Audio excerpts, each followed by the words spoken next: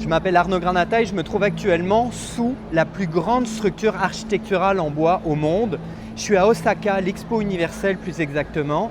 Cette structure, elle a été conçue par l'architecte japonais Sou Fujimoto et c'est vraiment la pièce maîtresse de cette Expo universelle. Ce grand anneau, il a une surface de plus de 657 000 pieds carrés et il encercle littéralement le site de l'exposition. Les pavillons se trouvent à l'intérieur, c'est une sorte de carapace qui délimite le parc. On peut marcher en dessous, il devient un guide pour les visiteurs, une sorte d'abri du soleil, mais on peut aussi monter au-dessus grâce à 5 escaliers mécaniques, 6 ascenseurs et on peut accéder à 2 km de promenade. Ça permet notamment de surplomber tous les pavillons avec des vues imprenables sur le site. Le toit de l'anneau, c'est un immense parc de verdure et de fleurs. Il faut savoir que pour le construire, l'architecte Sou Fujimoto a utilisé une technique ancestrale de l'architecture japonaise. Cette technique, elle s'appelle le nuki. C'est une méthode de liaison du bois qui consiste à insérer une pièce horizontale dans un poteau vertical pour créer un joint solide sans l'utilisation de clous ou de vis. C'est une technique qui est utilisée notamment dans la construction de temples shinto et bouddhistes.